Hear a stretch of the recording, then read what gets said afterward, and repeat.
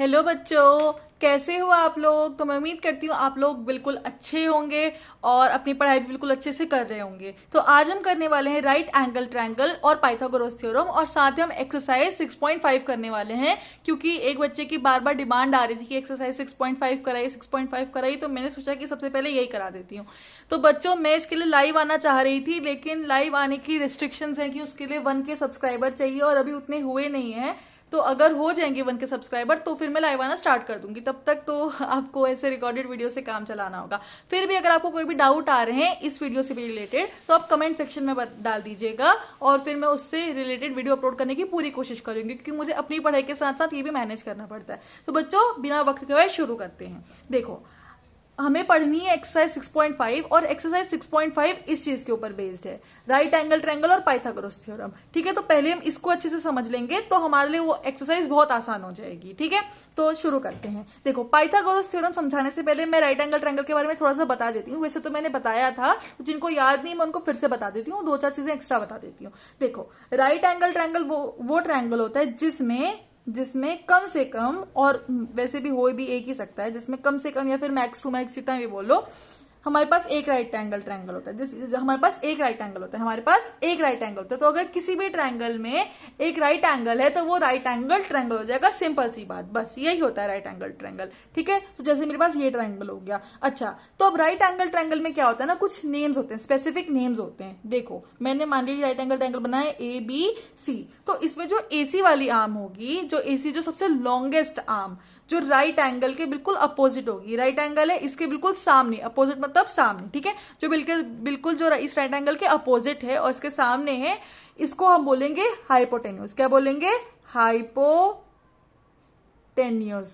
Hypotenuse भी बोलते हैं, जो भी बोलना चाहो, हाइपोटेनस। ठीक है, इसको हम बोलेंगे हाइपोटेन्यूज। ठीक है, ठीक है। और इसकी कैरेक्टरिस्टिक ये होती है कि सबसे लॉन्गेस्ट आर्म होती है, सबसे लॉन्गेस्ट साइड होती है, सबसे लंबी होती है ये। ठीक है, और इन दोनों से बड़ी होती है, इनके बराबर भी नहीं हो सकती। ध्यान रखना, इनमें से किसी एक साइड के बराबर भी नहीं हो सकती। क्यों नहीं हो सकती अभी हम जानेंगे।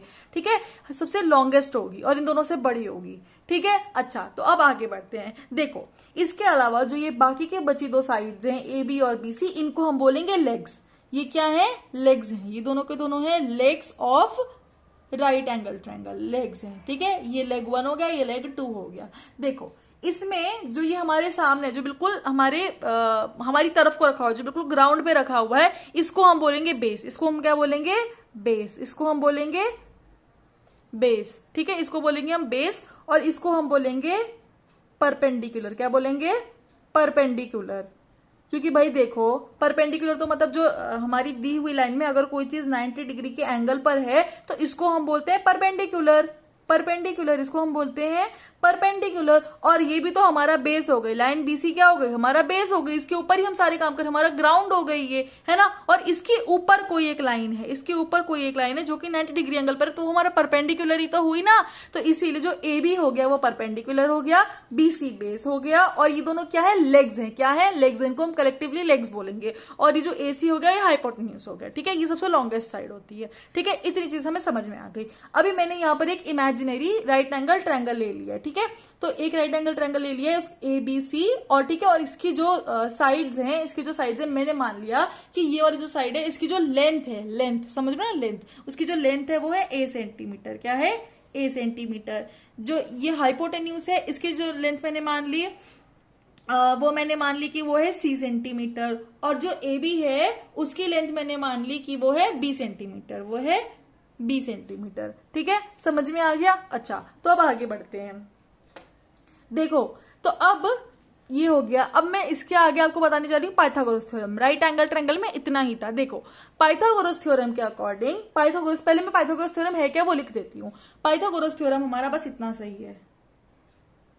पाइथागोरस थ्योरम के हिसाब से जो हाइपोटेन्यूज का स्क्वायर है, हाइपोटेन्यूज को मैं H लिख रही हूँ, हाइपोटेन्यूज पता है ना, ये वाला हाइपोटेन्यूज का स्क्वायर जो है वो परपेंडिकुलर का स्क्वायर प्लस बेस के स्क्वायर के बराबर होता है। परपेंडिकुलर का स्क्वायर और बेस के स्क्वायर, अगर इन दोनों का मैं प्लस कर दूं, पहले मैं इसका स्क्वायर निकालूं, फिर मैं इसका स्क्वायर निकालूं, फिर उसको प्लस कर दूं, तो मुझे इसके स्क्वायर के बराबर मिल जाएगा। समझे? इसके स्क्वायर के बराबर मिल जाएगा। बस यही है मेरा पाइथागोरस थ्योरम। अब मैं आपको इस पाइथागोरस थ्योरम का मतलब समझाने वाली हूं। देखो, ये आपकी बुक है, ये चीज मैंने आपको एक्सप्लेन कर दी है, ठीक है।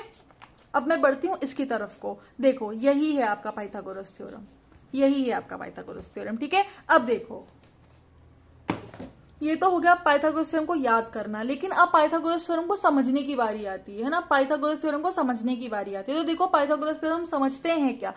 देखो, मैंने मान लिया कि ये देखो, ये सी है, हाइपोटेन्यूज जो है, हाइपोटेन्यूज की लेंथ स्क्वायर में क्या है, इस ट्रायंगल में क्या है, सी है ना। सी मेरा हाइपोटेन्यूज है, जो ये, अच्छा मैं इसको नाम दे देती हूँ।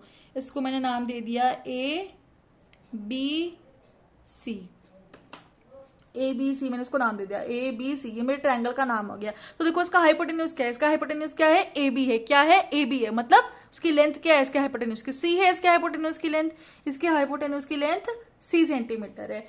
और इसका जो बेस है उसकी लेंथ क्या है, ए है, उसकी लेंथ क्या है, ए है। उसका जो बेस है वो क्या है, बी सी है। और उसी तरह इसका परपेंडिकुलर ए सी है, और इसकी लेंथ क्या है, इसकी लेंथ है बी। तो अब मैंने क्या किया, इसका जो हाइपोटेन्यूज था उसके ऊपर इसी के हाइपोटेन्यूज की लेंथ के बराबर का एक स्क्वायर ड्रॉ कर लिया।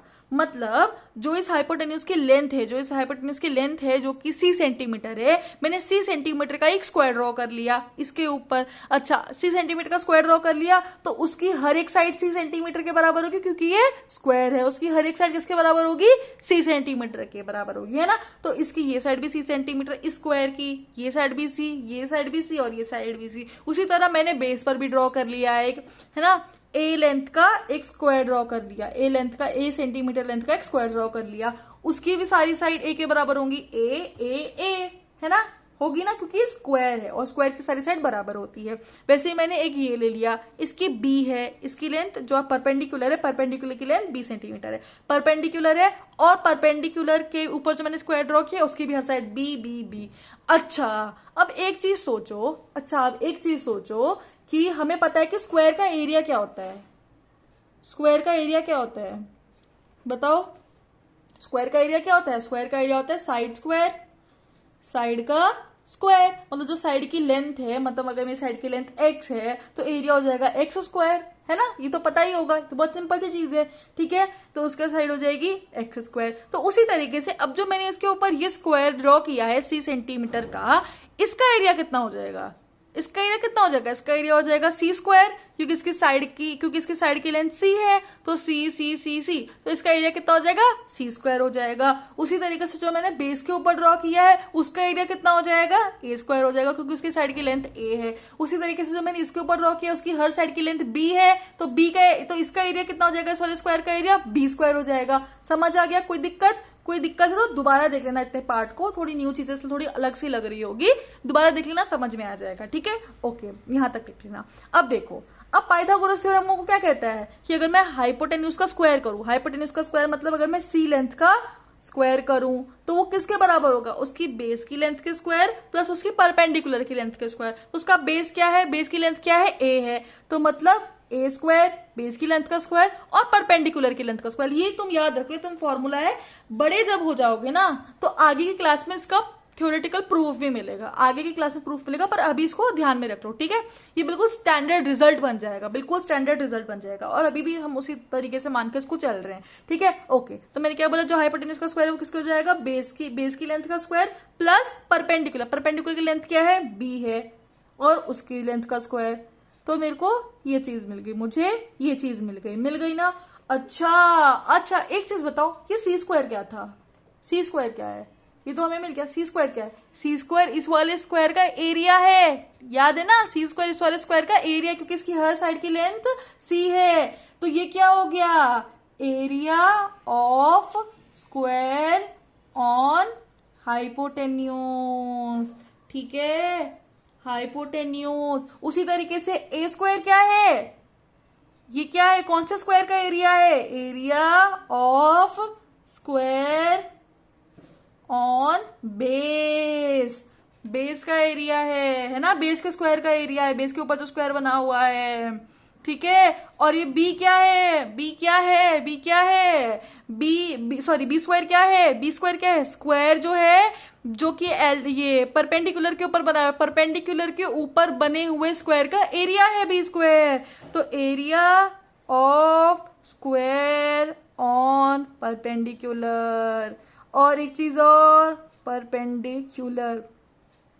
और बेस और परपेंडिकुलर को हम क्या बोलते हैं, हम लेग्स भी बोलते हैं इनको। तो मैं ये चीज भी कह सकती हूं कि जो हाइपोटेन्यूज का स्क्वायर है, जो हाइपोटेन्यूज का स्क्वायर, हाइपोटेन्यूज की लेंथ का स्क्वायर है, वो उसके लेग्स पर बने, वो उसके लेग्स पर बने स्क्वायर्स का एरिया भी है, ये भी कह सकती हूं। क्योंकि भाई हमें यहां से क्या पता चला कि अगर मैं कोई स्क्वायर, अगर कोई राइट एंगल ट्रायंगल है, कोई भी राइट एंगल ट्रायंगल है, जैसे कि मान लिया ये एक राइट एंगल ट्रायंगल मैंने ए बी सी ड्रॉ कर लिया, और इसकी जो हाइपोटेन्यूज है उसकी लेंथ है 5 सेंटीमीटर, इसकी जो बेस है वो है 4 सेंटीमीटर, और इसकी जो परपेंडिकुलर उसकी लेंथ है 3 सेंटीमीटर। मतलब कि अगर मैं इसमें स्क्वायर बनाऊं 5 सेंटीमीटर 5 सेंटीमीटर 5 सेंटीमीटर 5 सेंटीमीटर की हर साइड 5 सेंटीमीटर हो, ठीक है, और मैं उसका एरिया निकालूं, तो उसका एरिया किसके बराबर है, उसका एरिया किसके बराबर है, उसका एरिया किसके बराबर, मैं बता दूं उसका एरिया किसके बराबर है, उसका एरिया बराबर है कि अगर मैं इस पर भी एक स्क्वायर ड्रॉ करूं और इस पर भी एक स्क्वायर ड्रॉ करूं, इन दोनों स्क्वायर का जो एरिया है उसके सम के बराबर है, उसके सम के बराबर है। चाहो तो प्रूफ करके देख लो, चाहो तो प्रूफ करके देख लो, क्योंकि 5 सेंटीमीटर के ऊपर अगर मैं इसके ऊपर एक स्क्वायर बनाऊंगी जिसकी हर साइड 5 सेंटीमीटर 5 सेंटीमीटर 5 सेंटीमीटर हो, तो इसका एरिया कितना होगा, 5 स्क्वायर 5 इंटू 5 जो कि कितना हो जाएगा 25। अच्छा, तो ये तो 25 हो गया, समझ आ गया हमको, ठीक है। इसके ऊपर अगर मैं स्क्वायर बनाऊं जिसकी हर साइड 4 सेंटीमीटर 4 सेंटीमीटर 4 सेंटीमीटर, तो उसका एरिया कितना हो जाएगा, साइड स्क्वायर मतलब 4 का स्क्वायर, तो 4 का स्क्वायर कितना हो जाएगा 16 हो जाएगा, तो 4 का स्क्वायर कितना हो जाएगा 16 हो जाएगा। स्क्वायर का मतलब पता है ना, 4 इंटू 4, स्क्वायर का मतलब तो पता ही होगा ना, 4 इंटू 4, 2 का स्क्वायर हो जाएगा 2 इंटू 2, 3 का स्क्वायर हो जाएगा 3 इंटू 3। स्क्वायर मतलब खुद से उस नंबर को 2 बार मल्टीप्लाई करना, खुद से उस नंबर को 2 बार मल्टीप्लाई करना, यही हो जाएगा। उसी तरीके से इसके ऊपर जो स्क्वायर बनेगा परपेंडिकुलर के ऊपर, उसका एरिया कितना हो जाएगा, इसकी हर साइड 3 है, उसका एरिया कितना हो जाएगा 3 square is equal to 9, 3 square is equal to 9। तो अब अगर मैं इस स्क्वायर के एरिया और इस स्क्वायर के एरिया को प्लस करूं, ये स्क्वायर का एरिया कितना है 16 है, ये स्क्वायर का एरिया कितना है 16 है, और ये वाले स्क्वायर का एरिया कितना है 9 है। मैं इन दोनों को प्लस करूं तो 16 प्लस 7 कितना होता है 25, और इस वाले स्क्वायर का भी एरिया क्या है 25। मतलब इन दोनों स्क्वायर के एरिया को प्लस करने से मुझे मिल रहा है 25, और जो मैंने हाइपोटेन्यूज के ऊपर स्क्वायर बनाया उसका एरिया भी मुझे मिल रहा है 25। तो इससे मुझे पता क्या क्या पता चलता है, इससे मुझे पता चलता है कि अगर मैं हाइपोटेन्यूज के ऊपर एक स्क्वायर बनाऊं, उसका एरिया, उसके स्क्वायर का एरिया, और उसके लेग्स पर मैं स्क्वायर बनाऊं, उसके लेग्स क्या हो गए परपेंडिकुलर और बेस, उसके लेग्स पर अगर मैं स्क्वायर बनाऊं तो उनके एरिया के सम के बराबर हो गया हाइपोटेन्यूज पर बने हुए स्क्वायर के एरिया। ठीक है, समझ में आया। तो बस इसी को मैं बोल रही हूँ पाइथागोरस थ्योरम। तो इसको मैंने कैसे लिख दिया कि जो हाइपोटेन्यूज का स्क्वायर है वो परपेंडिकुलर के स्क्वायर प्लस बेस के स्क्वायर के बराबर है। अब तो तुम समझ भी गए कि इसके ऊपर जो 2 है, मैं इसको स्क्वायर क्यों बोलती हूँ, क्योंकि इसके ऊपर स्क्वायर बना तो उसके एरिया के बराबर आ रहे हैं ना। ठीक है, तो यही पाइथागोरस थ्योरम। बस एक ही चीज याद रखनी है कि अगर मैंने ये कोई राइट एंगल ट्रायंगल बनाया तो ये हाइपोटेन्यूज है, तो हाइपोटेन्यूज का स्क्वायर, ये हो गया बेस का स्क्वायर, और ये परपेंडिकुलर का स्क्वायर, हाइपोटेन्यूज का जो स्क्वायर है, यहाँ पर तुम्हें दिख नहीं रहा होगा, अगर मैंने हाइपोटेन्यूज बनाया बेस का स्क्वायर इधर परपेंडिकुलर का स्क्वायर, तो हाइपोटेन्यूज का जो स्क्वायर है वो बेस के स्क्वायर प्लस परपेंडिकुलर के स्क्वायर के बराबर है। कब? जब ये हाइपोटेन्यूज की जो लेंथ है वो हो h, बेस की जो लेंथ है वो हो b, और परपेंडिकुलर की जो लेंथ है वो हो p। बस यही एक अकेली यही चीज तुम्हें याद रखनी है। तुम्हारी पूरी एक्सरसाइज और चैप्टर का ये वाला लास्ट का पूरा पार्ट अपने आप कवर हो जाएगा। समझ में आया? इसमें कोई भी दिक्कत हो मुझसे पूछना कमेंट सेक्शन में, मैं दोबारा बता दूंगी। ठीक है, या फिर तुम इस वीडियो को दोबारा देख लेना, तुम्हें और अच्छे से समझ में आ जाएगा, तुम्हारी परमानेंट मेमोरी में बैठ जाएगा। ठीक है, अब हम करते हैं इस एक्सरसाइज से रिलेटेड क्वेश्चन को। ठीक है, अच्छा, एक्सरसाइज देखने से पहले अपनी बुक भी देख लो कि ना right angle triangle the square on the hypotenuse is equal to sum of squares on leg. बस यही चीज है। ठीक है, अच्छा एक चीज और मैं बता दूं, ये देख के मुझे याद आया कि पाइथागोरस प्रॉपर्टी सिर्फ राइट एंगल ट्रायंगल पर ही होगी। इफ पाइथागोरस प्रॉपर्टी होज then triangle must be right angle triangle. इससे हमें एक चीज और पता चली कि अगर किसी ट्रायंगल पे पाइथागोरस प्रॉपर्टी लग रही है तो वो राइट एंगल ट्रायंगल है, क्योंकि पाइथागोरस प्रॉपर्टी सिर्फ राइट एंगल ट्रायंगल पर ही चल सकती है, उसके अलावा किसी पर ये काम नहीं करेगी। तुम चाहो तो तुम्हारी बुक पे एक एक्टिविटी भी दी हुई है, इसको चाहो तो करके देख लेना। अगर एक ट्रायंगल बना लेना जिसकी एक साइड की लेंथ होगी 5, एक की 4, एक की 6 बना के देख लेना, और उसके ऊपर स्क्वायर बना करके देख लेना। उन स्क्वायर्स का एरिया तुम प्लस करोगे तो इसके इस स्क्वायर के एरिया के बराबर नहीं आएगा। और तो और ये जो ट्रायंगल बनेगा, ये ट्रायंगल भी राइट एंगल नहीं बनेगा, ये एक्यूट एंगल बनेगा। ठीक है, चाहो तो करके देख लेना एक्टिविटी। अच्छा, तो बच्चों मैंने सोचा कि एक्सरसाइज के क्वेश्चन करने से पहले आपको ये ट्राई दीज वाले क्वेश्चंस करवा देती हूँ। ठीक है बच्चों, देखो सबसे पहले क्वेश्चन पर चलते हैं। पहला क्वेश्चन बोल रहा है कि find the unknown length x in the following figures. तो आपको ये x लेंथ पता लगानी है। ठीक है, अच्छा देखो, तो ये बहुत इजी सा है। x क्या है, हमारा हाइपोटेन्यूज की लेंथ है, ये बेस की लेंथ है और ये परपेंडिकुलर की लेंथ है। तो हमारे पास क्या है पाइथागोरस थ्योरम, हाइपोटेन्यूज का square is equal to perpendicular का स्क्वायर प्लस बेस का स्क्वायर, है ना। तो हाइपोटेन्यूज क्या हो गया हमारा, x का square is equal to perpendicular, perpendicular की लेंथ क्या है 3 है, 3 का स्क्वायर प्लस बेस क्या है, बेस की लेंथ क्या है 4 का स्क्वायर। तो क्या आ जाएगा, 3 का स्क्वायर हो गया 3 3 जा 9। ठीक है, और हमारा परपेंडिकुलर का बेस क्या हो गया 4 हो गया, तो 4 का स्क्वायर 4 4 जा 16। इन दोनों को प्लस करेंगे तो क्या आएगा 25। तो x square is equal to 25। ये ध्यान रखना, एक्स का स्क्वायर है 25। एक्स का स्क्वायर 25 होने का मतलब क्या है, एक्स का स्क्वायर 25 होने का मतलब क्या है, किसका स्क्वायर 25 होता है। या फिर हम यूं कहें कि किस नंबर को मैं खुद से मल्टीप्लाई करूं तो 5 आए, किस नंबर को मैं खुद से मल्टीप्लाई करूं कि आंसर 25 आए। या फिर तुम डायरेक्टली भी याद रख सकते हो, 1 से लेकर 10 तक का स्क्वायर याद भी कर लेना, 1 से लेकर उसके 10 तक का स्क्वायर याद भी कर लेना। और स्क्वायर निकालने का तरीका भी होता है, स्क्वायर निकालने का तरीका भी होता है। अगर नहीं आता होगा तो मैं किसी वीडियो में बता दूंगी, नीचे कमेंट सेक्शन में मुझे बता देना कि स्क्वायर निकालने का तरीका बता दो। ठीक है, तो मैं बता दूंगी। देखो, तो यहां पर हमें पता है कि जो 5 है, 5 का स्क्वायर हो गया 25, क्योंकि 5 जा 25, क्योंकि 5 इंटू 5 25 होता है, 5 इंटू 5 25 होता है, इसीलिए जो 5 का स्क्वायर हो गया वो हो जाएगा 25। ठीक है, समझ आ गया। तो यहां पर x का square 25, this implies that x is equal to 5। समझ आ गया, बस इतना ही था। तो x की लेंथ आ जाएगी हमारी 5। ठीक है, अच्छा ये क्वेश्चन है। अब ये देखो, इसमें भी फिर से x हमको हाइपोटेन्यूज फाइंड करने के लिए बोल रहा है, फिर से x हमको हाइपोटेन्यूज फाइंड करने के लिए बोल रहा है। तो ये हो गया 8 हो गया हमारा बेस, 6 हो गया हमारा परपेंडिकुलर। तो हाइपोटेन्यूज का square is equal to base का स्क्वायर प्लस परपेंडिकुलर का स्क्वायर। ठीक है, तो बेस क्या हो गया हमारा 8 हो गया, तो 8 का स्क्वायर प्लस परपेंडिकुलर हो गया 6 का स्क्वायर। तो 8 8 जा 64 और 6 6 जा 36। इन दोनों को प्लस करेंगे तो क्या आएगा, 64 प्लस 36 इज इक्वल टू 100। तो h square is equal to 100। This implies that h is equal to, कितने नंबर को मैं खुद से मल्टीप्लाई करूं कि 100 आया आंसर, कितना जा 100, 10 जा 100। तो h क्या हो जाएगा हमारा 10, h का स्क्वायर रूट है ना, ये h स्क्वायर का रूट क्या है ना, h स्क्वायर का रूट क्या है, मतलब 100 का रूट क्या है, 100 का रूट हो जाएगा 10। तो 10, ठीक है, तो h की वैल्यू में मिल गई। अब देखो सेम चीज यहाँ पर भी, ये राइट एंगल है, राइट एंगल की ऑपोजिट साइड कौन सी हो गई, हाइपोटेन्यूज हो गई। तो फिर से हमें हाइपोटेन्यूज निकालने के लिए बोल रहा है। हाइपोटेन्यूज मतलब हमारा एक्स स्क्वायर, यहाँ पर एक्स स्क्वायर होना चाहिए। ठीक है, एक्स स्क्वायर कुछ भी लिख दो, बात एक ही है। X square is equal to base क्या है हमारा, बेस क्या है, बेस ये वाली लाइन, हॉरिजॉन्टल लाइन, ये हमारा बेस होगा। इसको भी बेस मान लो, कोई फर्क नहीं पड़ता, क्योंकि आखिर में प्लस तो दोनों को ही करना है ना। और बुक में तो लेग्स का स्क्वायर बोला हुआ है, लेग्स के स्क्वायर का सम बोला हुआ है ना बुक में, तो लेग्स और दोनों ही लेग्स होते हैं, हाइपोटेन्यूज वो परपेंडिकुलर और बेस दोनों ही लेग्स होते हैं। ठीक है, तो हम किसी को भी प्लस करने पहले 15 का स्क्वायर प्लस 8 का स्क्वायर, तो कितना हो जाएगा, x square is equal to 15 जा 225, 8 8 जा 64। तो ये हमारा आ जाएगा 982, 289। 289 किसका स्क्वायर होता है, 289 किसका स्क्वायर होता है,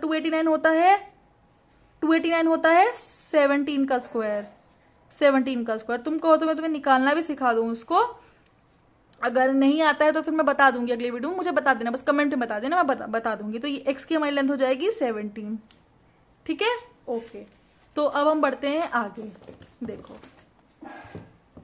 ये देखो आगे बढ़ते हैं। अब देखो यहाँ पर फिर से हमें बोल रहा है ये हाइपोटेन्यूज हमें कैसे पता लगेगा, सब एक तो सबसे लंबी साइड होगी, दूसरा राइट एंगल के अपोजिट साइड होगी, राइट एंगल के अपोजिट साइड होगी। फिर से देखो हमें बोल रहे हैं एक्स, तो हाइपोटेन्यूज का square is equal to perpendicular का स्क्वायर प्लस बेस का स्क्वायर। तो हाइपोटेन्यूज क्या हो गया, एक्स का स्क्वायर प्लस परपेंडिकुलर, परपेंडिकुलर हो गया ये ठीक है। तो 7 का स्क्वायर प्लस बेस, बेस हो गया 24, 24 का स्क्वायर, तो 7 7 जा 49, 24 का स्क्वायर तो तुम्हें याद रखने की जरूरत नहीं है, तो मल्टीप्लाई करके चेक कर लेना, 24 इंटू 24 करके चेक कर लेना। मैं बता देती हूँ, मुझे याद है 576 होता है, ठीक है, 576 होता है, ठीक है, 576 होता है। और एक्स स्क्वायर इन दोनों को प्लस करेंगे तो हमारा आएगा 625, इसको प्लस करके चेक कर लेना, आंसर 625 आएगा, ठीक है, 625 आएगा। तो एक्स स्क्वायर हमारा 625 हो गया, तो एक्स कितना होगा, कितने नंबर को मैं खुद से मल्टीप्लाई करूं, एक्स स्क्वायर का मतलब क्या हो गया, x into x, x multiply x, है ना। तो कितने नंबर को मैं खुद से मल्टीप्लाई करूंगा, 625 आएगा। तो 625 किसका स्क्वायर है मैं बता देती हूँ, 625 25 का स्क्वायर है, ठीक है, 625 25 का स्क्वायर, तो हमारी एक्स की वैल्यू आ जाएगी 25, ठीक है। तुम चाहो तो उसको निकाल भी सकते हो, मैं यहाँ पे छोटा सा तरीका बता भी देती हूँ यहाँ पे कैसे निकालना है इसको, ठीक है। ये देखो हम यहाँ पर लिखेंगे 625, सबसे पहले हम इसको 2 से डिवाइड करने की कोशिश करेंगे, तो चूंकि इसके लास्ट में 5 है, ये ऑर्डर नंबर है, तो 2 से डिवाइड होगा नहीं। फिर हम 3 से करने की कोशिश करेंगे। अच्छा, 3 से करने के लिए क्या होना चाहिए कि हम इसको अगर सम करेंगे, सारे डिजिट्स को प्लस करें, सारे डिजिट्स को प्लस करें, तो आंसर वो आना चाहिए जो कि 3 से डिवाइड हो जाए, ऐसा नंबर आना चाहिए। तो ठीक है, मैंने प्लस किया, 5 + 2 7, 7 + 6 13, नहीं 13 3 की टेबल में आता, ठीक है। अब हम अगला प्राइम नंबर है 5 से करेंगे, हाँ 5 से डिवाइड हो जाएगा क्योंकि लास्ट में 5 आ रहा है, तो चलो हमने 5 से डिवाइड कर लिया, 5 1 जा 5, 5 1 जा 5, इसको अगर तुम लोग 5 से डिवाइड करोगे तो मैं डायरेक्ट आंसर बता रही हूँ, ठीक है, तुम करके भी देख लेना। 5 1 जा 5 करोगे, बचेगा 1, तो कितना हो जाएगा, 5 2 जा 10, और फिर इधर करोगे 5 5 जा 25, तो 5 से डिवाइड करोगे तो 625 को अगर तुम लोग 5 से डिवाइड करोगे तो 125 आ जाएगा, ठीक है। अब 125 2 से होगा नहीं डिवाइड, 3 से भी होगा नहीं, 5 से ही होगा। अच्छा, फिर हमने यहाँ पर 5 ले लिया, अब इसको 5 से डिवाइड करेंगे तो कितना आंसर आएगा, 25 आएगा, ठीक है, 25 आएगा। अच्छा, अब 25 2 से भी होगा नहीं डिवाइड, 3 से होगा नहीं, फिर से 5 से करेंगे, 5 से कर लिया, ठीक है, तो कितना आएगा आंसर इसका, 5 आ जाएगा, और 5 तो 5 से डिवाइड होगा, लास्ट में 1 आ जाएगा। अब मेरे पास ये आ गया, तो मतलब 625 किसके बराबर हुआ, 625 is equal to 5 into 5 into 5 into 5, इसके बराबर हो जाएगा। लेकिन मुझे स्क्वायर निकालना है, मुझे स्क्वायर निकालना है ना, तो स्क्वायर निकालना है, मतलब स्क्वायर में क्या होती है, एक्स की पावर 2 होती है, मतलब मुझे 2 2 के पेयर्स बनाने हैं। अगर एक्स की पावर 3 होती तो मुझे 3 3 के पेयर्स बनाने होते, एक्स की पावर 2 है मतलब मुझे 2 2 के पेयर्स बनाने हैं। कितने के पेयर बनाने हैं, 2 2 के पेयर्स बनाने हैं।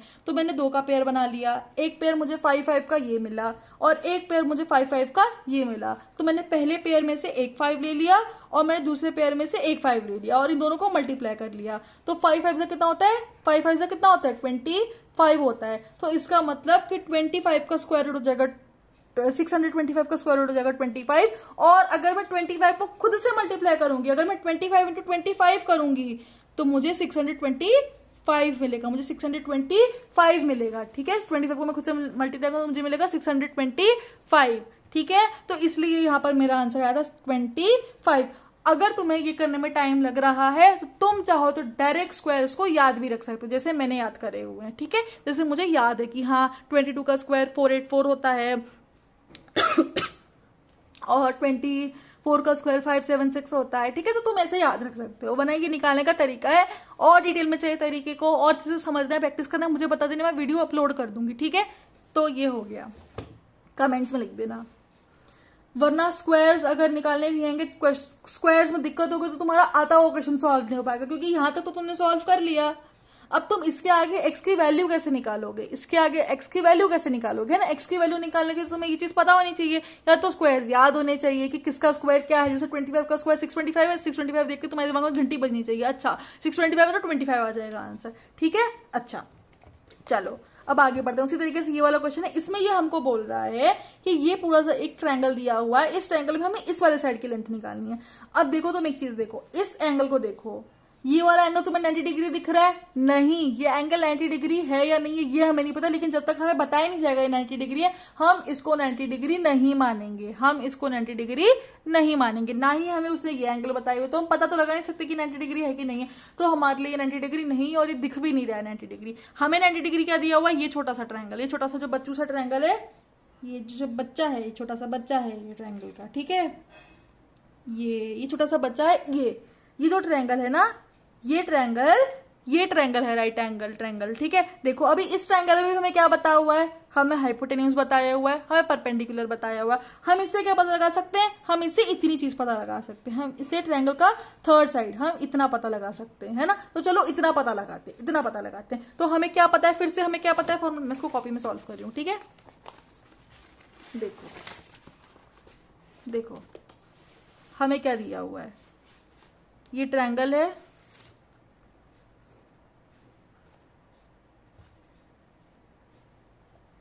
ये 12 है, ये 37 है, और ये पूरा का पूरा x है। हम कितना पता लगा सकते हैं, हम ये पूरा का पूरा x है, हम कितना पता लगा सकते हैं, हम सिर्फ इतना पता लगा सकते हैं, है ना। तो इतना पता लगाए, कैसे पता लगाएंगे, राइट एंगल ट्रायंगल है, हमारे पास पाइथागोरस थ्योरम है। हाइपोटेन्यूज क्या है इसमें, कोई मुझे पता है, खुद से पॉज करो, सोचो हाइपोटेन्यूज क्या है। हाइपोटेन्यूज इसमें ये 37 है, क्यों है, क्योंकि राइट एंगल के अपोजिट, राइट एंगल के सामने है 37, है ना। हाइपोटेन्यूज कैसे पता लगाते हैं, एक तो सबसे लॉन्गेस्ट साइड होती है, इस वाले ट्रायंगल में सबसे लॉन्गेस्ट साइड भी यही दिख रही होगी, पता नहीं चल रहा, तो जो राइट एंगल के अपोजिट वाली साइड है, जो ऐसी तिरछी लाइन है, स्लैंटिंग लाइन है ना, ये दोनों तो सीधी है, ये भी सीधी है, ये भी सीधी, यही तिरछी है, तो यही हो गई हाइपोटेन्यूज, ठीक है। तो अब हमारे पास क्या फॉर्मूला होता है पाइथागोरस थ्योरम, हाइपोटेन्यूज का square is equal to perpendicular का स्क्वायर प्लस बेस का स्क्वायर, ठीक है। चाहे तुम बेस का स्क्वायर पे लिखो, परपेंडिकुलर का स्क्वायर पे लिखो, उससे कोई फर्क नहीं पड़ता, क्योंकि आखिर में दोनों होने प्लस ही है, ठीक है। अच्छा देखो हाइपोटेन्यूज का स्क्वायर मतलब 37 का स्क्वायर, परपेंडिकुलर क्या है 12 है, 12 का स्क्वायर प्लस बेस का स्क्वायर, ये है फॉर्मूला, ठीक है। चलो 37 का स्क्वायर निकालेंगे, क्या करेंगे, 37 का स्क्वायर का मतलब हो गया 37 इंटू 37। तो अब चलो इसको सॉल्व करते हैं। तो अब अगर इसको सॉल्व करोगे 37 इंटू 37, तो इसका आंसर आएगा तुम्हारा 37 इंटू 37, 7 7 49, 7 6 21 प्लस 4 25, और 7 3 21, 2 3 3 9 10 11 9 6 3 1 1369, ठीक है। 1369 तुम्हारा हो जाएगा 37 का स्क्वायर, तो 1369, ठीक है, 1369। परपेंडिकुलर का स्क्वायर कितना होगा, 12 12 144, और बेस का स्क्वायर, तो अब इसको इधर ले जाएंगे और हमारा बेस स्क्वायर बन जाएगा 1369 माइनस, क्योंकि 144 प्लस है, इधर प्लस का साइन है, इधर चला जाएगा तो माइनस बन जाएगा, है ना, 144। तो अब अगर हम इसको माइनस करेंगे तो हमें मिलेगा 5 2 2 1 1 2 2 5। और देखो बच्चों, मैंने तो स्क्वायर याद किए हुए, तो मुझे तो पता है कि किसका स्क्वायर है, तुम लोगों को इस वाले तरीके से निकालना पड़ेगा। 1 2 2 5, 5 से करो, 5 से अगर तुम इसको डिवाइड करोगे तो तुम्हें मिलेगा 2 2 5 4 25, इतना मिलेगा। फिर तुम इसको डिवाइड करते रहो, तो एक ना एक दिन तुम पहुंच ही जाओगे आंसर तक, ठीक है। अच्छा तो करते रहना, जो तरीका मैंने बताया हुआ था तुम इसको भी करोगे। 5 4 20, और फिर 4 5 9 45, फिर 7 7 49, 7 1 7, ठीक है। अब तुम ऐसे करते रहना तो आ जाएगा। शायद मैंने यहाँ पर कोई गड़बड़ कर दी है, तुम इसको करके चेक कर लेना, ठीक है, इसको करके तुम चेक कर लेना खुद से। अच्छा तो मुझे तो पता है किसका स्क्वायर होता है, तो बेस मेरा आ जाएगा, मुझे पता है कि किसका स्क्वायर होता है, ये 12 का होता है, सॉरी 12 का, ये 35 का होता है, 35 का होता है, ठीक है। तो 35 का अगर मैं स्क्वायर करूंगी तो मुझे मिल जाएगा 1225। 35 का मुझे याद है कि जो 1225 है ये 35 का स्क्वायर होता है, तो तुम इससे भी कर लोगे तो तुम्हें मिल जाएगा। देखो यहाँ पर होगा, इसको सॉरी 5 होना चाहिए यहाँ पर, ठीक है, 5 होना चाहिए। देखो तुम्हारा इससे भी आ गया, तुम पेयर्स बना लो, यहाँ से पेयर्स बना लो। देखो 5 इंटू 5 इंटू 7 इंटू 7, तो मुझे पेयर्स बनाने में पेयर्स क्या बनाऊंगी, 5 5 का पेयर बनाऊंगी, और इसमें से मैं क्या निकालूंगी, 5 बाहर निकालूंगी। 7 7 का पेयर बनाऊंगी, इससे क्या बाहर निकालूंगी, 7 बाहर निकालूंगी, और लास्ट में दोनों को मल्टीप्लाई कर दूंगी, तो मुझे क्या मिल जाएगा, 7 5 35, मुझे लास्ट में मिल जाएगा 7 5 35। देखो तो मेरा आंसर भी यहाँ पर 35 आ गया।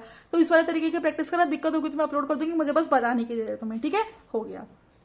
ये देखो तो मेरा इसका आंसर आ जाएगा। तो अच्छा हाँ, तो मेरे को अभी सिर्फ इतने पार्ट की लेंथ मिली है, इतने पार्ट की लेंथ मिली मुझे 35, क्योंकि मैंने सिर्फ ये वाला ट्रायंगल कंसीडर किया था, अब अगर तुम इस क्वेश्चन में देखो तो ये दोनों ट्रायंगल तुम्हें बिल्कुल एक जैसे मिलेंगे, क्योंकि ये भी 37, ये भी 37, ये भी राइट ट्रायंगल, ये भी राइट ट्रायंगल, ये भी राइट ट्रायंगल, ये भी राइट ट्रायंगल, ये भी 12 सेंटीमीटर, ये भी 12 सेंटीमीटर। कॉन्ग्रुएंसी के रूल से भी पता लगा सकते हो, बाद में हम पढ़ेंगे अगले चैप्टर में, और कुछ लोगों ने वीडियो देख भी लिया होगा तो मैं बता दूंगी, ठीक है उसमें।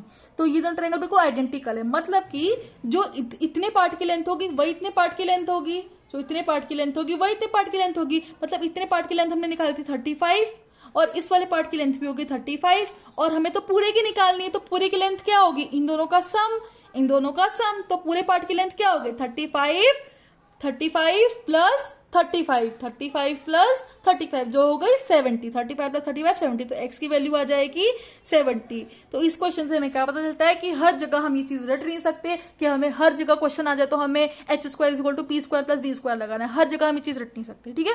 तो उसी तरीके से तुम ये क्वेश्चन भी कर लो। इस वाले क्वेश्चन में बस इतना सा है, कि ये दोनों ट्रायंगल की लेंथ बराबर नहीं है, वरना तुम्हें क्या करना है, ये देखो तुम्हें 3 दिया हुआ है, ये भी राइट एंगल ट्रायंगल है, ये तुम्हें 12 दिया हुआ, ये हाइपोटेन्यूज दिया, ये परपेंडिकुलर दिया, बेस निकाल लो, x यहां से निकाल लो, तुमने x यहां से निकाल लिया है ना, इतने, अच्छा इसमें तो x, हाँ देखो x नहीं, x पूरा दिया हुआ है, ठीक है, x पूरा है, तुमने इतना निकाल लिया, तुम इतना निकालोगे तो तुम्हारा इतने पार्ट का निकाल लिया। फिर देखो ये वाला फिर से एक ट्रायंगल है, ये देखो ये 5 दिया हुआ है, ये 3 दिया हुआ है, तुम इतना निकाल लो, इतना फिर से निकालो, और ये दोनों जो निकलेंगे इनको प्लस कर लो, तो ये तुम्हारा सॉल्व हो जाएगा, ठीक है। अब हम बढ़ते हैं एक्सरसाइज की तरफ, जिसकी बहुत ज्यादा डिमांड थी, ठीक है। चलो मैं एक्सरसाइज को इस कॉपी पे सॉल्व करूंगी, ठीक है, इस कॉपी पे सॉल्व करूंगी, साथ में हम क्वेश्चंस भी देखते रहेंगे, ठीक है। चलो आगे बढ़ते हैं। तो पहला क्वेश्चन पकड़ते हैं हम।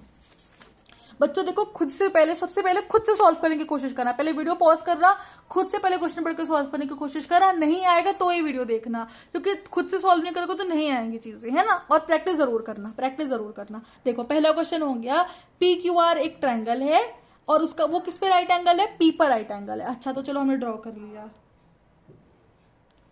PQR एक ट्रायंगल है। सबसे पहले हम एक रफ स्केच ड्रॉ कर लेंगे ताकि हमें आसानी हो, है ना। किस पर राइट एंगल है, P पर है, तो सबसे पहले हमने क्या किया, राइट एंगल बना लिया और P लिख दिया यहाँ पर। QR की पोजीशन अभी हमें पता नहीं, ठीक है।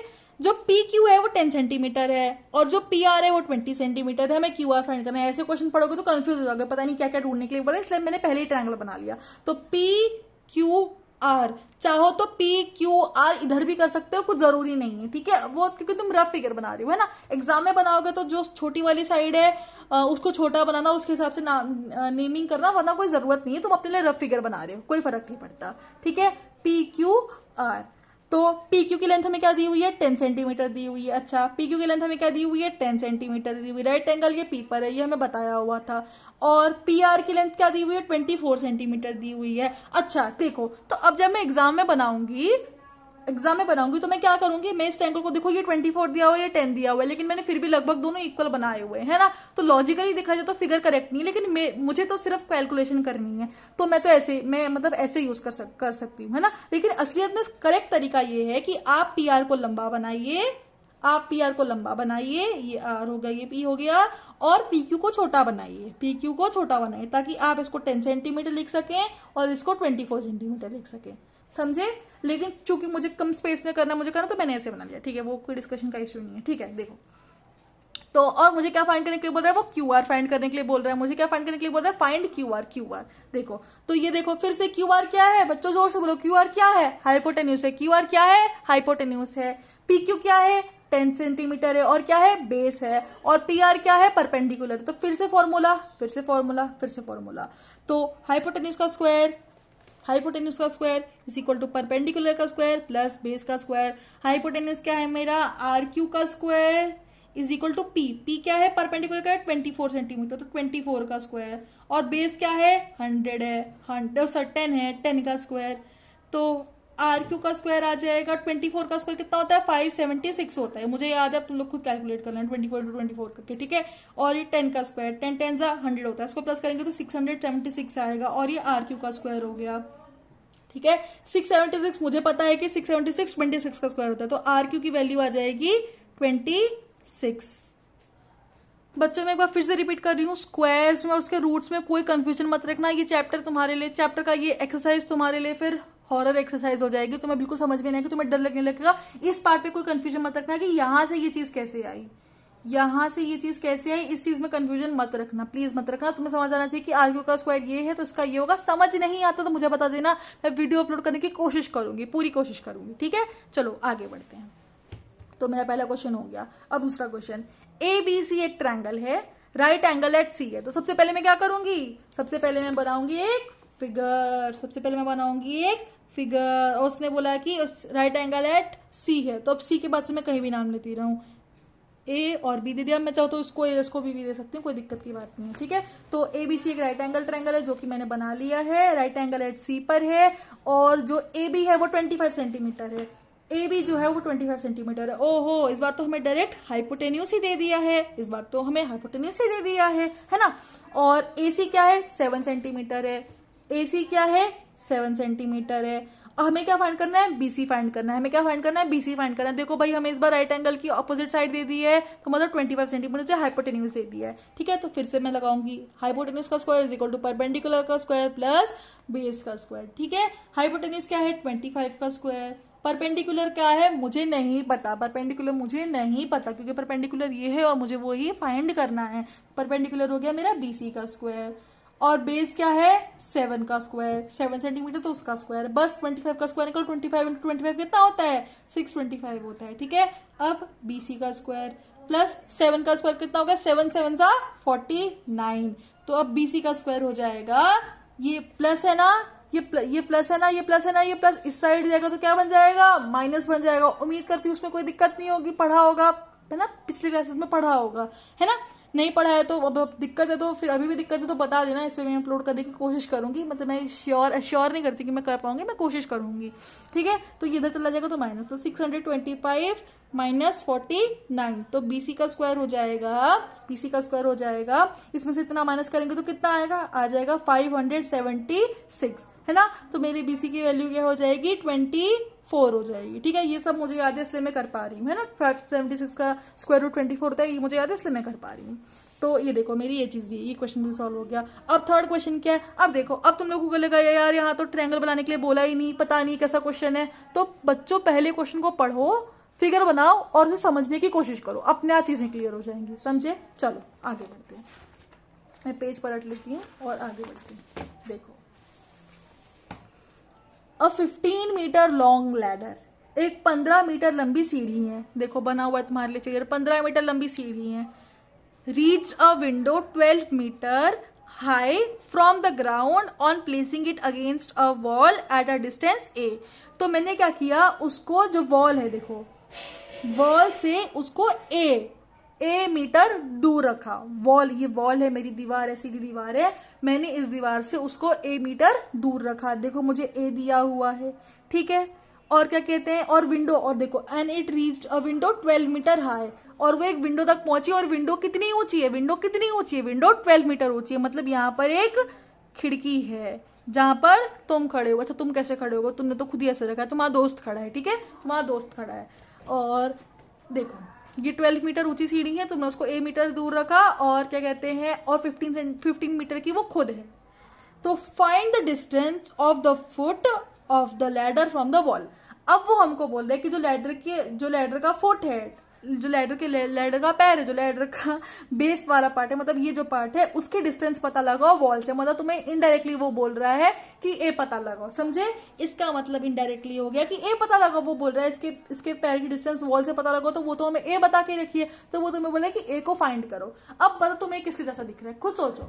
क्या ये राइट एंगल ट्रायंगल के जैसा नहीं दिख रहा है, ये 90 डिग्री हो गया। अगर ये 90 डिग्री होगा तो हाइपोटेन्यूज क्या होगा, हाइपोटेन्यूज राइट एंगल का अपोजिट, राइट एंगल के सामने। कोई बंदा यहाँ खड़ा है, यहाँ से यहाँ देखेगा तो उसको क्या दिखेगा, हाइपोटेन्यूज दिखेगा। ये सब तो नहीं दिखेंगे ना, यहाँ से यहाँ देखेगा, सिर उसका इधर की तरफ है ना, इधर को उसकी आंखें हैं, ये इधर को उसकी आंखें हैं, ठीक है। वो इधर से इधर देखेगा तो उसको अपने सामने क्या दिखेगा, ये दिखेगा, है ना। कितनी अच्छी आंख बनाई है देखो मैंने हाँ, तो उसको ये दिखेगा हाइपोटेन्यूज। ये कितना है 15 मीटर है। तो हमें क्या पता है, हमें पता है कि हाइपोटेन्यूज का square is equal to perpendicular का स्क्वायर प्लस बेस का स्क्वायर। हाइपोटेन्यूज क्या है, सीढ़ी की लेंथ खुद है, तो हाइपोटेन्यूज का स्क्वायर मतलब 15 का square is equal to perpendicular. Perpendicular क्या है 12 मीटर, है ना, इतनी सीधी है, इतनी ऊपर खिड़की है, 12 का स्क्वायर। और बेस क्या है, ए है जो हमें फाइंड आउट करना है। तो ए का स्क्वायर। समझ में आ गया? अब इसको करने में कोई दिक्कत है क्या? क्या प्रॉब्लम है भाई? 15 का स्क्वायर करो। 15 जा 225। 12 का स्क्वायर कितना होता है? 144। ए का स्क्वायर इतना होता है, ये इधर चला जाएगा तो कितना हो जाएगा? 225 माइनस 144 इज इक्वल टू ए का स्क्वायर। अब इसके आगे तुम खुद सॉल्व कर लेना, बिल्कुल नॉर्मल सी चीज, बिल्कुल नॉर्मल सी कैलकुलेशन है ना? हो गया। चलो आगे बढ़ते हैं अब। और फिर ये इसको सॉल्व कर लेना, ए की वैल्यू निकाल लेना, बस जो ए की वैल्यू होगी वही हो जाएगी। इतना सॉल्व करना। अब ये कैलकुलेशन में करूँगा तो वीडियो बहुत लंबा हो जाएगा, है ना? ऑलरेडी देखो इतना देर हो चुकी है। चलो, Which of the following can be the sides of a right triangle? अब बोल रहा है इनमें से कौन सी जो साइड्स हैं वो राइट ट्रायंगल की साइड्स होंगी। देखो, अब देखो इसको देखते डायरेक्ट कैलकुलेशन मत करने लग जाना, थोड़ा लॉजिक के साथ सोचना, ठीक है? देखो, सबसे पहली चीज तो ये हो गई, हमें एक चीज पता है कि जो हाइपोटेन्यूज होती है वो लॉन्गेस्ट होती है। हाइपोटेन्यूज जो होती है वो लॉन्गेस्ट होती है ना? तो हाइपोटेन्यूज सबसे लॉन्गेस्ट कौन सी दिख रही है इसमें? 6.5 सेंटीमीटर। मतलब ये डेफिनेटली मेरा हाइपोटेन्यूज होगा, और मैंने एक चीज तुम्हें और बताई थी कि अगर किसी ट्रायंगल में पाइथागोरस थ्योरम की प्रॉपर्टी लग रही है तो वो राइट एंगल ट्रायंगल है। समझ आ गया? और अगर पाइथागोरस थ्योरम किसी ट्रायंगल में लग रहा है तो वो राइट एंगल ट्रायंगल है। सिर्फ राइट एंगल ट्रायंगल में ही पाइथागोरस थ्योरम लग सकता है, और अगर किसी ट्रायंगल में पाइथागोरस थ्योरम लग रहा है तो वो राइट एंगल ट्रायंगल है। समझ गए ना? दोनों तरफ का रिलेशनशिप है। तो इसमें सबसे मतलब ये मेरा डेफिनेटली हाइपोटेन्यूज होगा, अगर ये राइट ट्रायंगल है तो ही, ठीक है? हाइपोटेन्यूज होगा, ठीक है? और ये दो हो गए बगल के छोटे छोटे से, मतलब ये जरूर उसके लेग्स होंगे, है ना? तो अब मैं देख लेती हूँ कि क्या 6.5 का स्क्वायर इन दोनों के स्क्वायर का सम आ रहा है कि नहीं आ रहा है। तो 6.5 का तो मैं क्या लिखूंगी?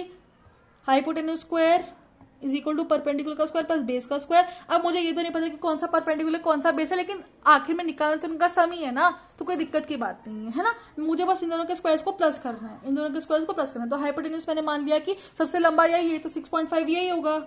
6.5 का स्क्वायर इज इक्वल टू 6 का स्क्वायर प्लस 2.5 का स्क्वायर।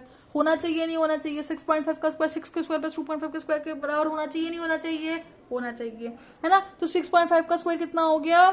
4225, और पॉइंट लगा दे तो 42.25 हो गया, ठीक है? 6 का स्क्वायर मुझे पता है 6 6 36 होता है, और 2.5 का स्क्वायर कितना हो गया? 625, और इधर 6.25 हो गया। बस अब मैं इसको प्लस करूं और इतना आंसर आ जाए तो स्क्वायर हो जाएगा। चलो इसको प्लस करते हैं, है ना? तो ये प्लस करके आ रहा है भाई, 42.25 आ रहा है। तुम इसको प्लस करके चेक कर लेना, तो इतना आ रहा है, 42.25 आ रहा है, ठीक है? तो मतलब कि इसका हाइपोटेन्यूज का स्क्वायर इसके बराबर हो गया, मतलब ये प्रॉपर्टी सेटिस्फाई हो गई, मतलब पाइथागोरस थ्योरम लग गया इस ट्रायंगल पे। तो ये ट्रायंगल राइट एंगल ट्रायंगल है? हाँ है। चलो आगे बढ़ते हैं, इसको देख लो। अब इसमें ये दोनों तो बराबर दिए हुए हैं, तो ये दोनों तो हो ही नहीं सकते, है ना? मतलब ये दोनों तो परपेंडिकुलर हो नहीं सकते। सबसे लंबी लेंथ यही दी हुई है, तो इस हिसाब से 5 का जो स्क्वायर है वो 2 का स्क्वायर प्लस 2 के स्क्वायर के बराबर होना चाहिए नहीं होना चाहिए? होना चाहिए, है ना? 5 का स्क्वायर कितना है? 25। 5 से 25, 2 का कितना हो गया? 4 हो गया, 2 2 4 हो गया। 4 प्लस 4 कितना आ रहा है? 8 आ रहा है। 25 कितना? ये 25 आ गया, है ना? तो 25 का 8 के बराबर है? नहीं है। 25 8 के बराबर नहीं है। तो मतलब कि ये वाली जो प्रॉपर्टी है, हाइपोटेन्यूज का square is equal to perpendicular का स्क्वायर प्लस बेस का स्क्वायर, ये चीज इसमें सेटिस्फाई नहीं हो रही है, मतलब कि राइट एंगल ट्रायंगल नहीं है, तो ये राइट एंगल ट्रायंगल नहीं है, ठीक है? उसी तरीके से हम इसका भी पता लगा सकते हैं, सबसे लंबा कौन है? 2.5 वाला है, तो यही हमारा हाइपोटेन्यूज हो जाएगा। तो इसका स्क्वायर इन दोनों के स्क्वायर के सम के बराबर होना चाहिए, मतलब अगर मैं इन दोनों का स्क्वायर निकालूं और उसको प्लस कर दूं तो इसके स्क्वायर के बराबर होना चाहिए। अगर हो रहा है तो अच्छी बात है, राइट एंगल ट्रायंगल हो गया। नहीं हो रहा है तो कोई बात नहीं, तुम राइट एंगल ट्रायंगल नहीं हो। तो इसको खुद से सॉल्व करना और आंसर कमेंट्स में लिख देना अगर तुम्हारा मन है तो, ठीक है? चलो प्रैक्टिस जरूर कर लेना, लेकिन देखो। अच्छा, अगला क्वेश्चन। हाँ, ये क्वेश्चन अच्छा है, इसके लिए मैंने तुम्हारे लिए ये भी बना के रखा है। देखो, a tree is broken at a height of 5 metre from the ground. एक पेड़ है लंबा सा, जैसे ये पेड़ है, ठीक है? अच्छा चलो मैं इसको ऐसे कैमरे को सीधा करके बता देती हूँ, पहले क्वेश्चन रीड कर देती हूँ। एक पेड़ है लंबा सा, और वो ग्राउंड से 5 मीटर डिस्टेंस ऊपर तक टूट गया है, ठीक है? और जो उसका टॉप है पेड़ का, वो ग्राउंड को टच कर रहा है नीचे। और कहाँ पर टच कर रहा है? जहां पर मैं खड़ी हूं उससे 12 मीटर दूर टच कर रहा है। अब वो मुझे ओरिजिनल पेड़ की हाइट बताने के लिए बोल रहा है। इसको देख के डरना मत, सिर्फ इस क्वेश्चन को समझने की जरूरत है। उसके समझने के लिए मैंने तुम्हारा पेड़ ऑलरेडी बना के रखा है। ये पेड़ पिंक कलर का, पर कोई बात नहीं, मुझे ब्राउन कलर का ही मिल नहीं रहा था, ठीक है, चलो आगे बढ़ते हैं। देखो बच्चों, तो ये मेरा पेड़ है, ठीक है। क्वेश्चन में दिया है कि ये पेड़ है, ये पेड़ पिंक कलर का है, कोई बात नहीं। और ये पेड़ जो है ये ग्राउंड से 5 मीटर ऊपर, ग्राउंड से 5 मीटर ऊपर हाइट से टूट गया है। इस हाइट से ये पेड़ टूट गया है, ठीक है। तो मैंने इसको यहां से फोल्ड कर दिया, ये पेड़ टूट गया है। और जो इसका टॉप है, अब भाई जाहिर सी बात है, अगर ये पेड़ टूट के ऐसे गिर जाएगा, ये पेड़ ऐसे टूट करके नीचे गिर जाएगा, तो इसका जो टॉप था, जो इसका टॉप वाला जो ऊपर का पार्ट था, ये वाला ऊपर का पार्ट था, ये लास्ट में आके ग्राउंड को टच कर लेगा, लास्ट में आके ग्राउंड को टच कर लेगा, है ना। तो यही चीज बस क्वेश्चन में बोली हुई कि क्वेश्चन है जो 5 मीटर, ये क्वेश्चन में कह रहा है कि जो पेड़ है ये 5 मीटर ऊपर से टूट गया है, तो मतलब जो इतने पार्ट की लेंथ हो जाएगी वो कितनी हो जाएगी, 5 मीटर हो जाएगी, है ना। और फिर उसका टॉप है, उसने आकर के ग्राउंड को टच कर लिया है ना। और तो और वो ये भी बोल रहा है कि जो इसका बेस है, जहां पर ओरिजिनली पेड़ था, उस पेड़ से वो डिस्टेंस जहां पर इसके टॉप ने आकर के टच किया है, ये डिस्टेंस को क्वेश्चन बोल रहा है कि ये डिस्टेंस कितनी है, 12 मीटर। ये डिस्टेंस कितनी है, 12 मीटर है, ठीक है। तो वो बोल रहा है कि ये 5 मीटर है, और जहां पर ये पहले था और अब इसका टॉप जहां पर आ गया है, ये डिस्टेंस अब 12 मीटर हो गई है। और हमें बोल रहे हैं अब हमें पेड़ की ओरिजिनल हाइट बताओ। पेड़ की ओरिजिनल हाइट क्या होगी भाई, पेड़ की ओरिजिनल हाइट क्या होगी, ये हाइट प्लस ये वाली हाइट। इतना ही तो था ना ये पेड़ पहले, 5 मीटर नीचे था, और जितना अभी नीचे बेंड हुआ है उतना ऊपर था। तो ओरिजिनल हाइट पता लगाने के लिए हमें क्या करना पड़ेगा, एक तो ये 5 मीटर हमें दिया ही हुआ है, साथ में हमें ये निकालना पड़ेगा और इन दोनों को प्लस कर देना पड़ेगा, तब हमें पेड़ की ओरिजिनल हाइट पता चल जाएगी। ये हमें दिया हुआ है 12 मीटर, ये हमको पता है 5 मीटर, और ये हमें पता लगाना है और इन दोनों को प्लस कर देना है, क्वेश्चन तुम्हारा सोल्व हो जाएगा, ठीक है। चलो अब इसको सॉल्व कर। तो देखो ये रहा क्वेश्चन कि पेड़ है वो 5 मीटर की हाइट से टूट गया है, समझिए ना, टूट गया है, और ग्राउंड से, और उसका जो टॉप है वो ग्राउंड को टच कर रहा है, कहां पर टच कर रहा है, 12 मीटर दूर टच कर रहा है। अब हमें ओरिजिनल हाइट पता लगानी है। तो ये सिचुएशन हमारी ऐसी बन गई, ये सिचुएशन हमारी ऐसी बन गई।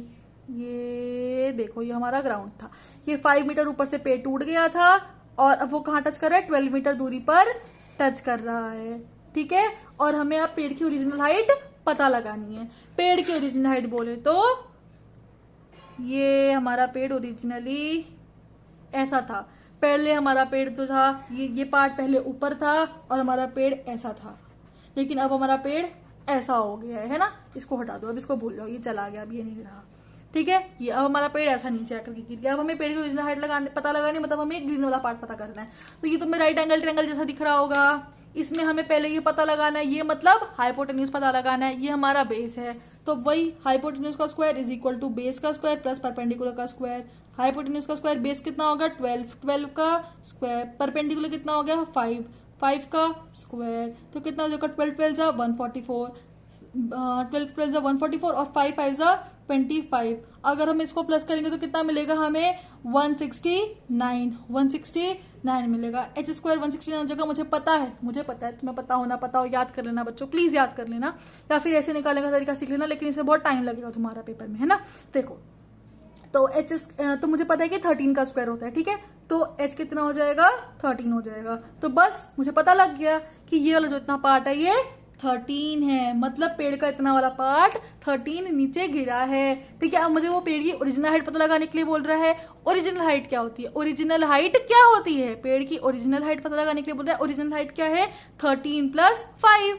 13 जो ये नीचे गिरा हुआ है, पहले ये ऊपर था, है ना, पहले ये ऊपर था, तो 13 प्लस 5, 13 प्लस 5, तो 13 प्लस 5 हो गया 18। तो पेड़ की ओरिजिनल हाइट कितनी थी, पेड़ की ओरिजिनल हाइट कितनी थी 18 मीटर थी। समझ गए, पूरा समझ आ गया, बस यही था इस क्वेश्चन में।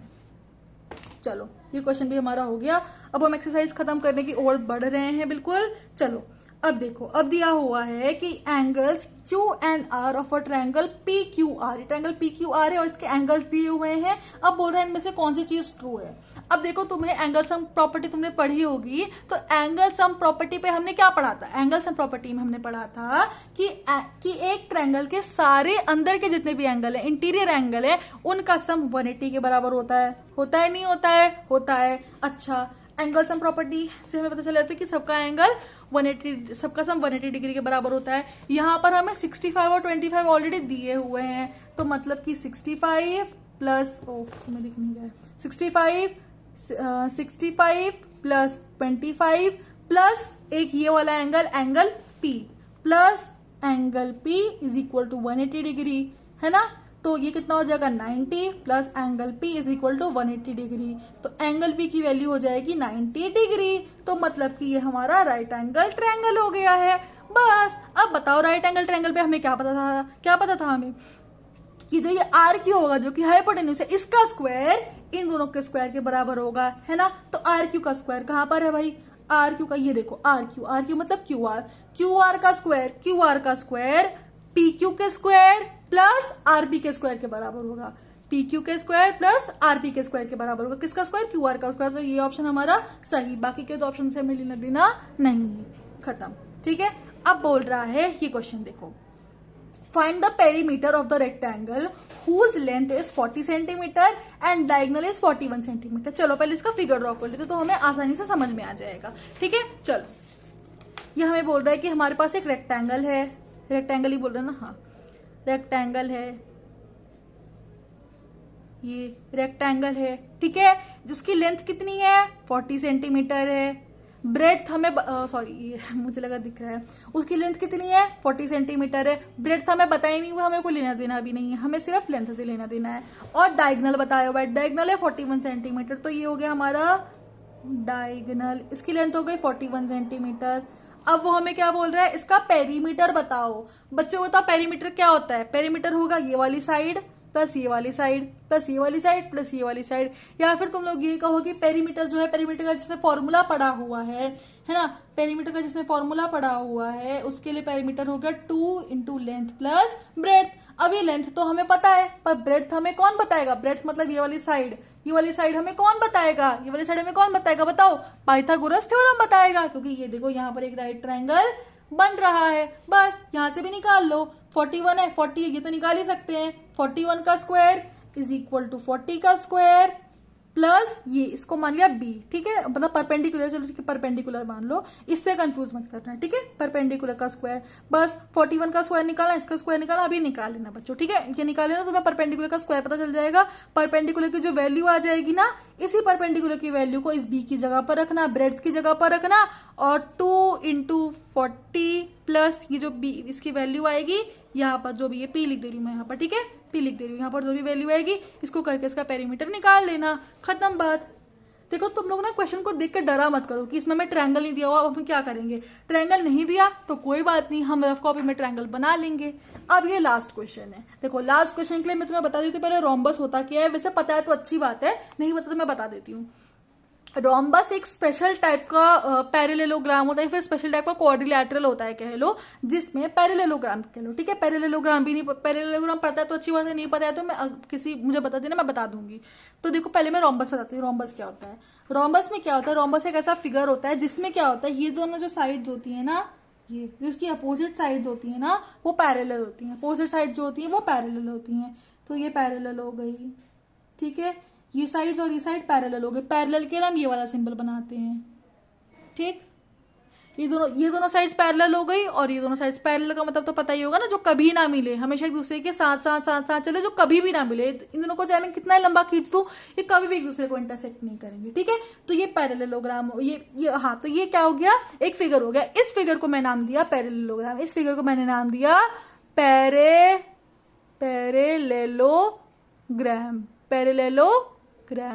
इस फिगर को मैंने पैरेललोग्राम नाम दिया, ठीक है। अब देखो, अब अगर इस पैरेललोग्राम की सारी साइड्स इक्वल हैं, इस पैरेललोग्राम की सारी साइड्स इक्वल हैं, तो मैंने उसको नाम दे दिया रोम्बस। मतलब एक तरीके से तुम समझ लो, अगर रेक्टेंगल की सारी साइड्स इक्वल हो जाएंगी तो वो स्क्वायर हो जाएगा, उसी तरीके से पैरेललोग्राम की सारी साइड्स इक्वल हो जाएंगी तो वो रोम्बस बन जाएगा, ठीक है। बस यही चीज है। तो रोम्बस क्या होगा, ये तो मैं रोम्बस को एक ड्रॉ कर देती हूँ, ये देखो, ये मैंने रोम्बस ड्रॉ कर लिया, ये मैंने रोम्बस ड्रॉ कर लिया, ठीक है, ये मैंने रोम्बस ड्रॉ कर लिया। अब देखो रोम्बस की एक प्रॉपर्टी होती है कि रोम्बस के जो डायगोनल्स होते हैं ना, ये रोम्बस के जो डायगोनल होते हैं ना, वो पहली बात तो एक दूसरे को बाइसेक्ट करते हैं। पहली बात जो रोम्बस के डायगोनल्स होते हैं वो एक दूसरे को बाइसेक्ट करते हैं। बाइसेक्ट करने का मतलब ये हुआ कि जो ये वाला डायगोनल का साइड जो इतना पार्ट है, बाइसेक्ट मैंने पिछली वीडियो में बताया, देख लेना, ठीक है। ये बाइसेक्ट है, ठीक है। ये जो है एक ये हो गया ये वाली साइड और ये वाली साइड, ये दोनों साइड की जो लेंथ हो जाएगी बराबर हो जाएगी। मतलब इस वाले डायगोनल ने इस वाले डायगोनल को इक्वल पार्ट्स में डिवाइड कर दिया। ऐसे देख लो, इस वाले डायगोनल ने इस वाले डायगोनल को इक्वल पार्ट्स में डिवाइड कर दिया। इसको बाई मतलब 2 पार्ट्स में सेक्ट कर दिया, डिवाइड कर दिया, ठीक है, बाई सेक्ट कर दिया, ठीक है। तो ये वाली साइड और ये वाली साइड इक्वल हो जाएगी। उसी तरीके से जो रोम्बस का दूसरा डायगोनल होता है, ये वाला इस वाले डायगोनल को भी ये वाला डायगोनल बाइसेक्ट करता है, मतलब इक्वल पार्ट्स में डिवाइड करता है। मतलब कि जो ये वाला डायगोनल था उसने ये वाली डायगोनल को इक्वल पार्ट्स में डिवाइड कर दिया, बाइसेक्ट कर दिया, तो ये वाले भी इक्वल हो जाएंगे। समझ आ गया? ये 3 सेंटीमीटर तो ये भी 3 सेंटीमीटर, ये 4 सेंटीमीटर तो ये भी 4 सेंटीमीटर, ठीक है। तो उसको हटा दो, ठीक है, हो गया। चलो आगे, ये एक ये सिंगल है, हाँ, सिंगल मतलब कि ये दोनों इक्वल है। अच्छा, एक चीज और ये एक दूसरे को बाइसेक्ट ही नहीं करते हैं, परपेंडिकुलरली बाइसेक्ट करते हैं। क्या करते हैं? परपेंडिकुलरली, सिर्फ बाइसेक्ट नहीं करते हैं, परपेंडिकुलरली बाइसेक्ट करते हैं। परपेंडिकुलरली बाइसेक्ट करते हैं मतलब 90 डिग्री का एंगल बनाते हैं। ये लोग 90 डिग्री का एंगल बनाते हैं। अच्छा, तो तुम्हें इस 90 डिग्री के एंगल से क्या याद आया? 90 डिग्री के एंगल से क्या याद आया? राइट एंगल ट्रायंगल याद आया। तो यहाँ पर राइट एंगल ट्रायंगल बनता हुआ कहाँ पर दिख रहा है? बताओ बच्चों, कहाँ दिख रहा है? ये देखो भाई, एक राइट एंगल ट्रायंगल ये बन रहा है हमारे पास, है ना। ये एक राइट एंगल ट्रायंगल दिख गया ना, ये एक राइट एंगल ट्रायंगल यहाँ दिख रहा है हमें। अच्छा, एक राइट एंगल ट्रायंगल हमें यहाँ दिख रहा है, देखो, एक ये वाला दिख रहा है, ये वाला दिख रहा है, एक राइट एंगल ट्रायंगल, है ना। एक राइट एंगल ट्रायंगल हमें ये बनता हुआ दिख रहा है, देखो, ये देखो, ये है ना, ये वाला बनता हुआ दिख रहा है। और एक राइट एंगल ट्रायंगल हमको ये वाला बनता हुआ दिख रहा है। समझ आया? तो रोम्बस में कितने राइट एंगल ट्रायंगल हैं? 4 राइट एंगल ट्रायंगल हैं, समझे। तो अब पढ़ते हैं क्वेश्चन क्या है। डायगोनल्स ऑफ अ रोम्बस, एक रोम्बस है, उसके एक डायगोनल है 16 सेंटीमीटर, एक डायगोनल है 30 सेंटीमीटर। वो हमें पेरीमीटर निकालने के लिए बोल रहा है। चलो क्वेश्चन को देखते हैं। ये रोम्बस दे दिया उसने मुझे, क्वेश्चन ने रोम्बस दे दिया। रोम्बस का एक डायगोनल है 16 सेंटीमीटर का, ये पूरा, इस पूरे की लेंथ हो गई 16 सेंटीमीटर, ठीक है, 16 सेंटीमीटर का। और एक डायगोनल उसने मुझे दिया 30 सेंटीमीटर का। तो जो ये वाला डायगोनल हो गया, मैंने मान लिया कि ये वाला डायगोनल 30 सेंटीमीटर का है। अच्छा, मैंने अभी भी बोलता कि बाइसेक्ट करते हैं मतलब इक्वल पार्ट में डिवाइड करते हैं। तो मतलब जो इतना वाला पार्ट हो गया, ये वाली जो साइड हो गई, ये हो गई 8 सेंटीमीटर, 16 का आधा 8, और ये वाली साइड भी हो गई 8 सेंटीमीटर। समझ आ गया? अब अगर ये पूरा 30 है तो इसने इसको बाइसेक्ट किया, तो अब 30 का आधा हो गया 15, तो ये वाली साइड हो गई 15 और ये वाली साइड भी हो गई 15। तो अब मैं इसको साफ साफ बना रही हूं।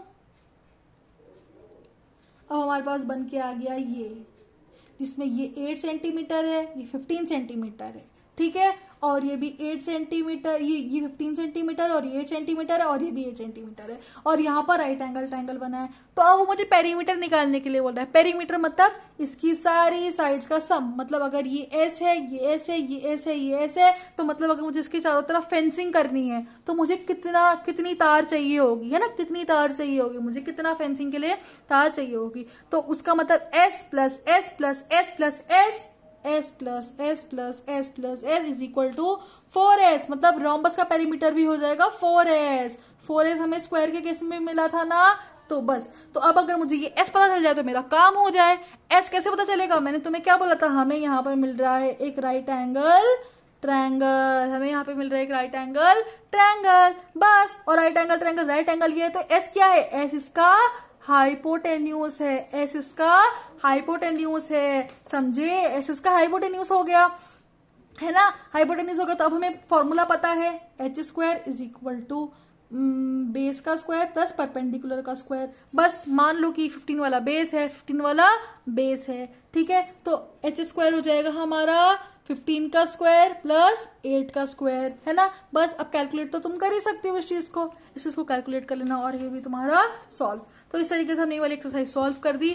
अगर चाहते हो मैं ये करा दूं तो मैं ये भी करा देती हूँ। देखो, Which is the longest side in the triangle PQR right angled at P? अच्छा बताओ लॉन्गेस्ट साइड कौन सी होती है? लॉन्गेस्ट साइड देख के दिमाग में घंटी बजनी चाहिए। लॉन्गेस्ट साइड मतलब हाइपोटेन्यूज, लॉन्गेस्ट साइड मतलब हाइपोटेन्यूज, मतलब बेसिकली हमें बोल रहा है कि PQR जो कि P पे राइट एंगल है उसका हाइपोटेन्यूज बताओ। तो PQR ड्रॉ कर लेते हैं। PQR किस पर राइट एंगल्ड है? P पर है। PQR बताओ लॉन्गेस्ट साइड मतलब हमारा हाइपोटेन्यूज क्या है? QR है। तो आंसर क्या हो जाएगा? QR हो जाएगा। समझ गए? पहला क्वेश्चन हो गया। दूसरा, which is the longest side in the triangle ABC right angle at B? ये तो इसका डिट्टो कॉपी खुद से कर लेना भाई, इतना तो मैं तुमसे उम्मीद रख सकती हूँ, है ना। गुड। देखो, विच is the longest side of a right triangle. अब देखो लॉन्गेस्ट साइड पूछ रहा है राइट ट्रायंगल। राइट ट्रायंगल की लॉन्गेस्ट साइड क्या होती है? हाइपोटेन्यूज होती है। खत्म बात, ये भी हो गया। लो अच्छा, अब देखो, अब एक ये बॉदियन थ्योरम है, बोल रहा है क्या तुम्हें ये बॉदियन थ्योरम पाइथागोरस थ्योरम के जैसा लग रहा है कि नहीं लग रहा है? मैं समझाती हूँ कि बॉदियन थ्योरम कह क्या रहा है। इसके according the diagonal of a rectangle produce by itself the same area as produce by its length and breadth. मतलब कि एक रेक्टेंगल है, ये देखो एक रेक्टेंगल है,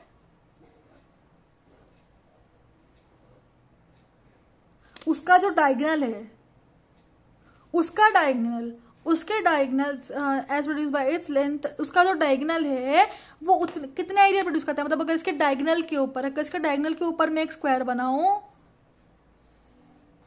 उसके डायगोनल के ऊपर अगर मैं स्क्वायर बनाऊं तो इस स्क्वायर का एरिया किसके बराबर होगा? जो कि उसकी लेंथ के ऊपर बने स्क्वायर और ब्रेथ के ऊपर बने स्क्वायर के एरिया के बराबर है। तो ऐसी ही चीज तो हमने उसमें भी पढ़ी थी ना पाइथागोरस थ्योरम में, कि अगर ये C स्क्वायर है, ये A स्क्वायर है और ये B स्क्वायर है ना। तो हमने क्या पढ़ा था? तो C स्क्वायर जो होगा वो B square plus A square के बराबर होगा। यही चीज हमने पाइथागोरस थ्योरम में पढ़ी थी। बस बॉदियन ने ये चीज एक रेक्टेंगल के थ्रू हमको बता दी, कि उसने यहाँ पर ट्रायंगल बना दिया। देखो उसने रेक्टेंगल के डायगोनल्स की मदद से एक ट्रायंगल बना दिया, उसने ऐसे समझा दिया। तो देखो अब तुम्हें समझ में आया बॉदियन और पाइथागोरस थ्योरम, समझ में आ गया ना। तो बस ये हमको कंपेयर करने के लिए हुआ था। इसके साथ हमारा ये चैप्टर, ये एक्सरसाइज सब खत्म हुई। तो ऑल द वेरी बेस्ट बच्चों, पढ़ते रहे। वीडियो ऑलरेडी बहुत लंबा हो गया है। वीडियो पसंद आए तो लाइक कर दे, चैनल को सब्सक्राइब कर दे और बेल आइकन दबा लेना, ताकि मैं और वीडियो डालूं तो आपको नोटिफिकेशन उसकी मिल जाए। All the best.